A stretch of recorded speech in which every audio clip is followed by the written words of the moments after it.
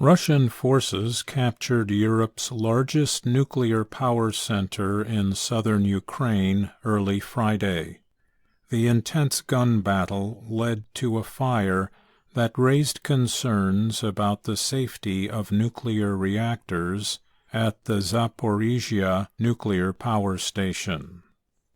After speaking with Ukrainian officials, the head of the International Atomic Energy Agency, Rafael Mariano Grossi, said a Russian projectile hit a training center during the battle, causing a fire. And Reuters news agency also confirmed a video showing one building at the nuclear center burning after being hit by several shells. Russian defense officials, however, blamed Ukrainian saboteurs for the attack without providing any evidence.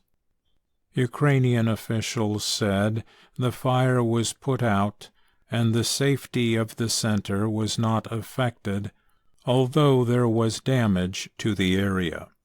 Grossi said the reactors had suffered no damage, but only one of the 6 reactors was working.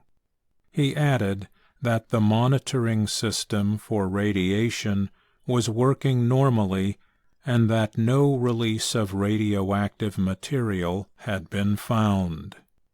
And Ukrainian workers were continuing to operate the plant while Russian forces controlled the area. The Zaporizhia nuclear power station is designed differently from the Chernobyl plant, which suffered the world's most severe nuclear disaster in 1986.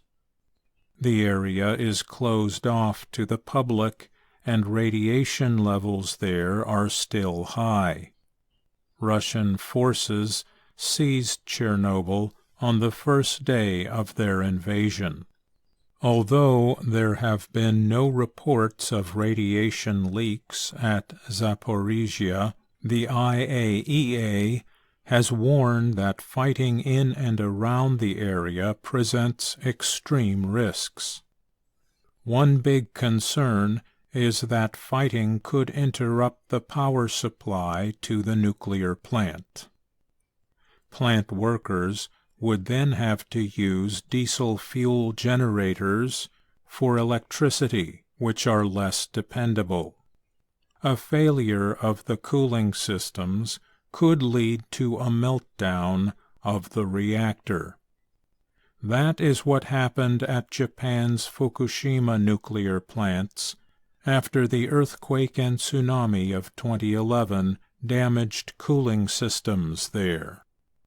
Ukraine's President Volodymyr Zelensky said the threat to Europe was extremely big and urgent action was necessary.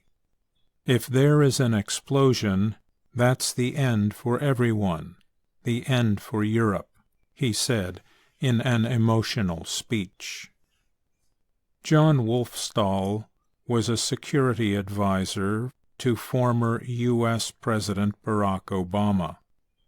He said the reactors have thick containment domes that can protect them from fire and even shelling.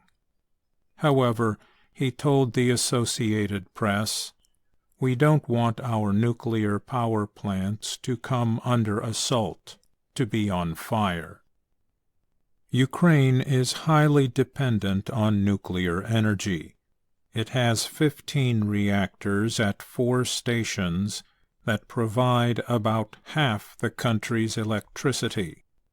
Now, both the Chernobyl area and the Zaporizhia nuclear power station are surrounded by Russian troops. Park Jong-woon is an engineering professor at Dongguk University in South Korea.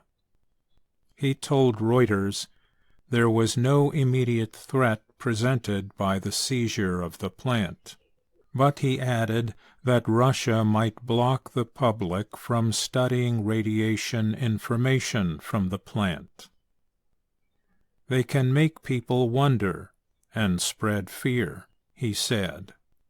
POC helped build nuclear reactors for state-run power operators in South Korea. Earlier this week, Ukrainian officials appealed to the IAEA that the Russian military was forcing workers at Chernobyl to work long hours, and they were extremely tired. IAEA Chief Grossi then appealed to Russia to let the Chernobyl workers do their job safely and effectively.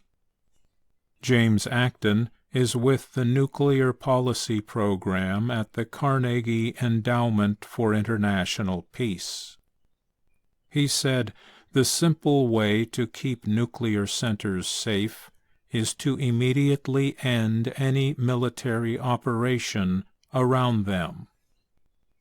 Mitsuru Fukuda is a professor at Nihon University in Tokyo. He said, "The attack at Zaporizhia raises questions for all countries." He said, "Many people did not expect the incident at the nuclear reactor." Now that Russian President Vladimir Putin has done it, not only Ukraine but the international community, including Japan, should reevaluate the risk of having nuclear plants as potential wartime targets, he said. I'm Mario Ritter, Jr.